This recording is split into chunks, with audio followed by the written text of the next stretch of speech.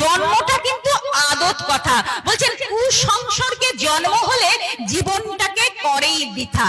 বলছেন আমাদের জন্মটাই আসল কথা। বলছেন আমরা বলি না জন্ম যথাযথ কর্ম ভালো, ঠাকুর বললেন না, জন্মটাই আদত কথা। বলছেন কুসদৃশ্যে জন্ম হলে জীবনটাকেই গড়ে বৃথা।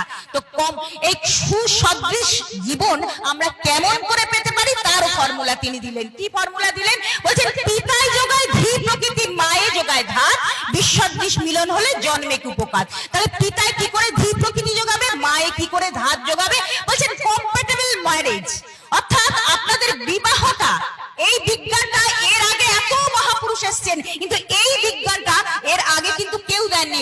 দেখবেন আমরা চারা গাছ কিনতে গেলে ভালো জাতের চারা গাছ কিনি, একটা পশু কিনতে গেলে ভালো জাতের হাইব্রিড পশু কিনি। কেন? তাড়াতাড়ি আমরা তাড়াতাড়ি তার থেকে দুধ পাবো, তাড়াতাড়ি তার থেকে ডিম পাবো, তাড়াতাড়ি তার থেকে ফসল পাবো।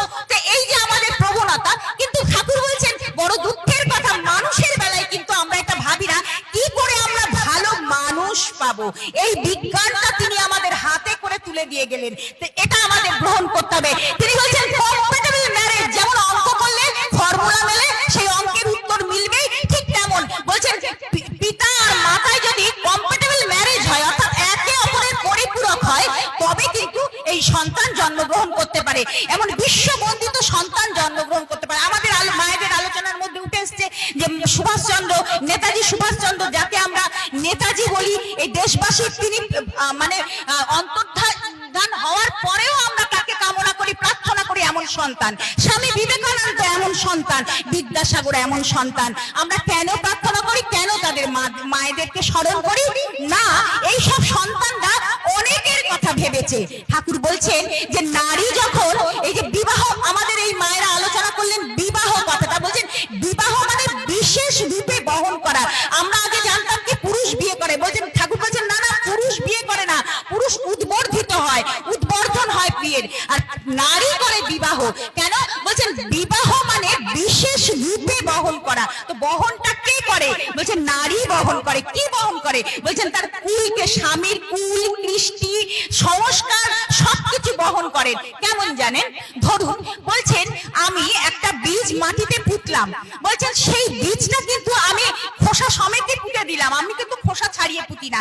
এবার দেখা যায় সেই বীজটা যখন মাটিতে বপন করা হলো, সেই বীজটা কি হলো, কিছুদিন পর ওই মাটির থেকে ওই বীজটা ফেটে যায়, ফেটে গিয়ে ওই আবরণটা খসে পড়ে। ঠাকুর বলছেন এটা রিফিউজ, আবর্জনা, অর্থাৎ এটা এই যে আবর্জনা, এইটা নারী বা মাটি নিজের ভেতর অ্যাবজর্ব করে, অর্থাৎ পুরুষের যত আবর্জনা নারী তার ভেতর অ্যাবজর্ব করে তাকে উদ্বর্ধিত করে তোলে। এইটা হচ্ছে পুরুষের নারী, এটা হচ্ছে বিবর্তন বা উদ্বর্ধন বা বিবাহের বিজ্ঞান। বলছেন এই যেমন তাতে আবার কি হয়, বলছেন এই যে নারী যে এই যে বীজের যে আবর্জনাটা সেটাকে অ্যাবজর্ব করলো নিজের ভেতর, তাতে কিন্তু সে নিজে উদ্বর্ধিত হলো। কি করে হলো? এখানে নারী দিয়ে যেমন বলছে, তেমন আবার ওখানে বীজ দিয়ে বলছে যে বীজের খোসাটা যখন মাটিতে পড়লো, ওই মাটিটাতেই কিন্তু ওটা মিশে গেল। তার মানে মাটিটাও কিন্তু তার উর্বরা শক্তি বাড়িয়ে ফেললো। তাহলে আমরা বলছি ওই যে বলছে না যে নিষ্ঠা, স্বামীর প্রতি নিষ্ঠা, ইষ্টের প্রতি, বলছেন পুরুষের নিষ্ঠা থাকবে তার আদর্শের প্রতি, আর স্বামী নারীর নিষ্ঠা থাকবে তার স্বামীর প্রতি। তা স্বামীকে একজন স্ত্রী যত